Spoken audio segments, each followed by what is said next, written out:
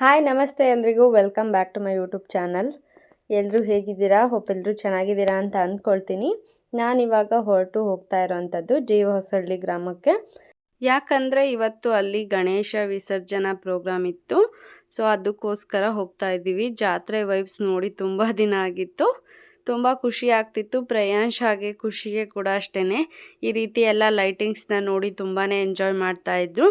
ನಾವು ಫಸ್ಟು ದೇವಸ್ಥಾನದ ಹತ್ರ ಹೋದ್ವಿ. ಸ್ವಲ್ಪ ಬೇಗ ಹೋಗಿದ್ವಿ, ಒಂದು 7 o'clock ಅಷ್ಟರಲ್ಲಿ. ಸೊ ಆಗ ಯಾವುದೇ ದೇವರುಗಳು ಕೂಡ ಇನ್ನೂ ಬಂದಿರಲಿಲ್ಲ. ಅದಕ್ಕೆ ಮುಂಚೆನೇ ದೇವಸ್ಥಾನಕ್ಕೆ, ವೀರಭದ್ರ ಸ್ವಾಮಿ ದೇವಸ್ಥಾನಕ್ಕೆ ಹೋಗಿ ಅಲ್ಲಿ ನಮಸ್ಕಾರನ ಮಾಡಿಕೊಂಡು ಅಲ್ಲಿ ದೇವರನ್ನ ರೆಡಿ ಮಾಡಿದ್ರು. ಅದನ್ನೆಲ್ಲ ನೋಡಿಕೊಂಡು ಕೆಲವೊಂದಷ್ಟು ಮನೆಗಳಿಗೆ ದೇವರುಗಳನ್ನು ಬಿಟ್ಟಿದ್ದಂಥದ್ದು. ಆ ಎಲ್ಲ ಮನೆಗಳಿಗೂ ಕೂಡ ಹೋಗಿ ಬರೋಣ ಅಂತ ಹೇಳಿ ಹೋಗಿದ್ವಿ. 10 ದೇವರುಗಳನ್ನ ಕರೆಸಿದ್ರು. ದಶ ದೇವರುಗಳ ಆಶೀರ್ವಾದದೊಂದಿಗೆ ಜರುಗಿದಂಥ ಈ ಒಂದು ಸಮಾರಂಭ ತುಂಬಾ ಚೆನ್ನಾಗಿತ್ತು. ದೇವರುಗಳು ಒಂದು ಉತ್ಸವದಲ್ಲಿ ಪಾಲ್ಗೊಂಡಂಥ ರೀತಿ, ಹಾಗೆ ಗಣೇಶನ ಮೂರ್ತಿ ಕೂಡ ತುಂಬಾ ಚೆನ್ನಾಗಿತ್ತು. ನೋಡೋದಕ್ಕೆ ತುಂಬ ಖುಷಿ ಆಗ್ತಾ ಇತ್ತು. 3 ವರ್ಷದಿಂದ ಈ ರೀತಿಯಾಗಿ ಅದ್ದೂರಿಯಾಗಿ ಮಾಡ್ತಾ ಇದ್ದಾರೆ ಇದನ್ನು. ಈ ರೀತಿಯಾಗಿ ದೇವರುಗಳನ್ನು ಕರೆಸಿ, ನಾನು ಈ ವರ್ಷ ಮೊದಲನೇ ಸಲ ಹೋಗಿದ್ದಂಥದ್ದು. ಇದು ಊರೊಳಗಡೆ ಹಾಕಿರೋವಂಥ ದೊಡ್ಡ ಸ್ಟೇಜು.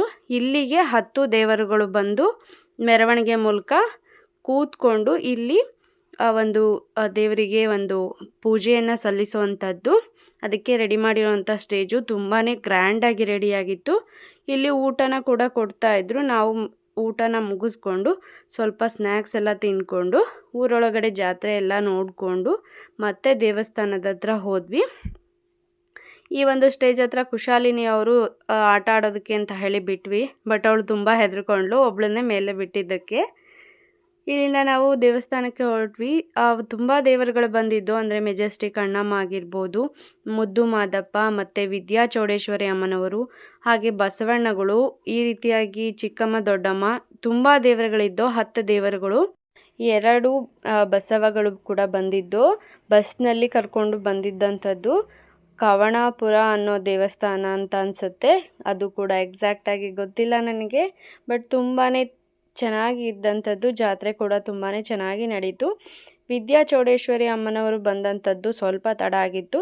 ಏನಕ್ಕಂದರೆ ಅಲ್ಲಿ ಒಂದು ಮಹಾಮಂಗಳಾರತಿ ಜರುಗುವಂಥದ್ದು 8 ಗಂಟೆಗೆ, ರಾತ್ರಿ 8 ಗಂಟೆಗೆ ಅಲ್ಲಿ ಇರುವಂಥ ಭಕ್ತಾದಿಗಳೆಲ್ಲರಿಗೂ ಕೂಡ ಮಹಾಮಂಗಳಾರತಿನ ಮುಗಿಸ್ಕೊಂಡು ಇಲ್ಲಿಗೆ ಬಂದಂಥದ್ದು. ತುಂಬ ಲೇಟ್ ಆಗಿತ್ತು. ಹಾಗೆಯೇ ವಿದ್ಯಾ ಚೌಡೇಶ್ವರಿ ಅಮ್ಮನವರಿಗೆ ಪೀಠ, ಅಲಂಕಾರ ಪ್ರತಿಯೊಂದನ್ನು ಕೂಡ ಆ ಒಂದು ಸಂಸ್ಥಾನದಿಂದ ಬಂದಂಥ ಸ್ವಾಮೀಜಿಗಳೇ ಮಾಡುವಂಥದ್ದು. ಅಲಂಕಾರ ಕೂಡ ಅವರೇನೇ ಮಾಡುವಂಥದ್ದು. ಖುದ್ದು ಬೇರೆ ಯಾರಿಗೂ ಕೂಡ ಅದನ್ನು ಮುಟ್ಟುವಂಥ ಅವಕಾಶವನ್ನು ಅವರು ಕೊಡೋದಿಲ್ಲ. ಹಾಗಾಗಿ ಎಲ್ಲದೂ ಕೂಡ ಅವರು ಬಂದ ಮೇಲೇ ರೆಡಿ ಮಾಡ್ಕೊಳ್ತಾ ಇದ್ದರು. ಅಲ್ಲಿವರೆಗೆ ದೇವರು ಈ ರೀತಿಯಾಗಿ ಉತ್ಸವವನ್ನು ನಡೆಸ್ತಾ ಇತ್ತು ನೋಡಿ. ವಿದ್ಯಾ ಚೌಡೇಶ್ವರಿ ಅಮ್ಮನವರು ಹಾಗೆ ಮುದ್ದು ಮಾದಪ್ಪನವರು, ಇವೆರಡೂ ದೇವರುಗಳು ಇಲ್ಲಿ ಕುಣಿತಾ ಇರುವಂಥದ್ದು. ಉತ್ಸವ ತುಂಬಾ ಚೆನ್ನಾಗಿ ನಡೀತಾ ಇತ್ತು. ನಮಗೆ ಅಷ್ಟೊಂದು ಜನಗಳ ಮಧ್ಯೆ ಮಕ್ಕಳನ್ನ ಎತ್ಕೊಂಡು ನಿಂತ್ಕೊಂಡು ನೋಡೋದಕ್ಕೆ ತುಂಬ ಕಷ್ಟ ಆಗ್ತಾ ಇತ್ತು. ಹಾಗೆ ಜನಗಳೆಲ್ಲ ಮೇಲ್ಮೇಲೆ ಬೀಳ್ತಾ ಇದ್ರು. ಸೊ ಅದಕ್ಕೋಸ್ಕರ ನಾವೊಂದು ಅಲ್ಲಿ ಆ ಮನೆ ಮೇಲ್ಗಡೆ ಹೋಗಿ ನೋಡ್ತಾ ಇದ್ವಿ. ಅಲ್ಲಿಂದ ಕ್ಲಿಯರಾಗಿ ಕಾಣಿಸ್ತಾ ಇತ್ತು. ಈ ಒಂದು ಬಸ್ ಏನಿದೆ ಇಲ್ಲಿ ಬಸವಣ್ಣ ಇರೋವಂಥದ್ದು, ಅದರ ಒಳಗಡೆ ಅದನ್ನು ಇನ್ನೂ ಕೂಡ ಇಳಿಸಿರಲಿಲ್ಲ ನೋಡಿ. ಇವಾಗ ಇಳಿತಾ ಇದೆ, ಅದು ಕಾಣಿಸ್ತಾ ಇರ್ಬೋದು. ಅದು ಕೂಡ ಅಷ್ಟೇ ತುಂಬಾ ಚೆನ್ನಾಗಿತ್ತು ನೋಡೋದಕ್ಕೆ. 2 ಬಸವಣ್ಣ ಕರೆಸಿದ್ರು. ಯಾವ್ಯಾವ ಊರಿಂದು ಅಂತ ಹೇಳಿ ನನಗೆ ಗೊತ್ತಿಲ್ಲ.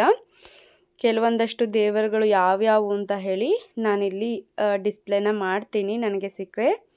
ಸೊ ಈ ಒಂದು ಉತ್ಸವ ಇಲ್ಲಿಂದ ಶುರುವಾಗುವಂಥದ್ದು.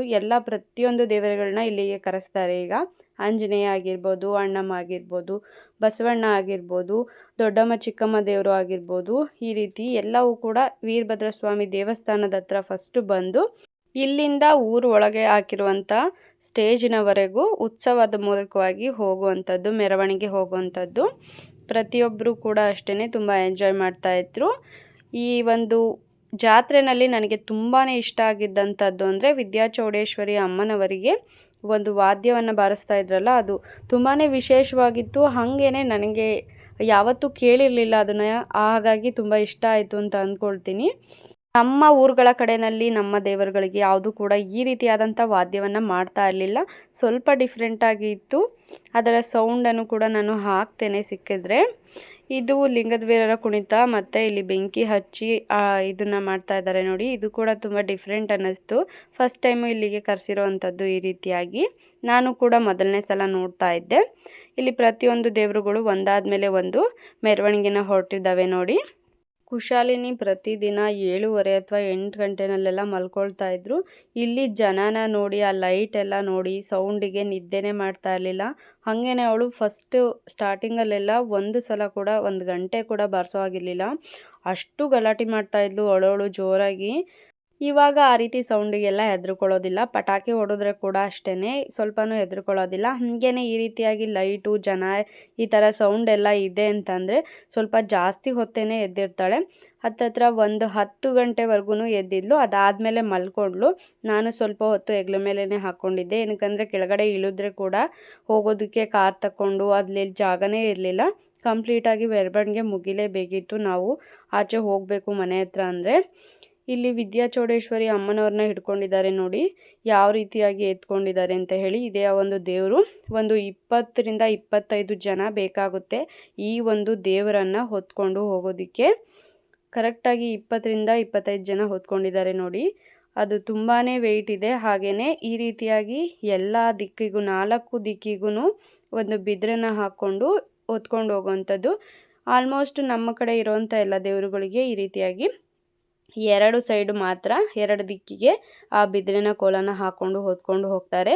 ಈ ದೇವರಿಗೆ 4 ದಿಕ್ಕುಗಳಿಗೆ ನಾನು ಹಾಕಿರೋವಂಥದ್ದನ್ನು ನೋಡಿದ್ದು. ನಾವು ಮನೆ ಮೇಲ್ಗಡೆ ಹತ್ತಿ ಹೋಗಿದ್ದು ಒಳ್ಳೇದಾಯಿತು ಅಂತ ಅಂದ್ಕೊಂಡ್ವಿ. ಏನಕ್ಕಂದರೆ ಆ ಜನ ನೂಕಾಟ ನೋಡಿ ಆ ಕೆಳಗಡೆ ನಿಂತ್ಕೊಂಡಿದ್ರೆ ಕೂಡ ಮಕ್ಕಳು ಅಳ್ತಾ ಇದ್ರು, ಇಲ್ಲ ಜಾಗನೇ ಇರ್ತಾ ಇರಲಿಲ್ಲ. ಅಷ್ಟು ಜನ ತುಂಬಿಕೊಂಡಿದ್ರು. ತುಂಬಾ ಜನ ಸೇರಿಕೊಂಡಿದ್ರು. ಹಾಗೆ ಎಲ್ಲ ಬಂದಂಥ ಭಕ್ತಾದಿಗಳಿಗೆ ಊಟದ ವ್ಯವಸ್ಥೆನೂ ಕೂಡ ಅಚ್ಚುಕಟ್ಟಾಗಿಯೇ ಮಾಡಿಸಿದ್ರು ನೋಡಿ. ಕಂಪ್ಲೀಟಾಗಿ ಎಲ್ಲ ದೇವರುಗಳು ಮುಂದೆ ಹೋದ್ವು ಮೆರವಣಿಗೆ ಮೂಲಕ. ಜನರು ಕೂಡ ಅಷ್ಟೇ, ಎಲ್ಲರೂ ದೇವರ ಹಿಂದೆನೇ ಹೊರಟರು. ಗಣೇಶನ ಒಬ್ಬರನ್ನೇ ಒಂಟಿ ಮಾಡಿ ಗಣೇಶನ ನೋಡೋದಕ್ಕೆ ಜನ ತುಂಬಾ ಕಡಿಮೆ ಇದ್ದರು ಅಂತಲೇ ಹೇಳ್ಬೋದು. ಸೊ ಕುಶಾಲಿನಿ ಮತ್ತು ಪ್ರೇಯಾಂಶ್ ಮಲ್ಕೊಂಡಿದ್ರಿಂದ ನಾವು ಇಷ್ಟಕ್ಕೇ ಮನೆ ಹತ್ರ ಹೊರಟ್ವಿ.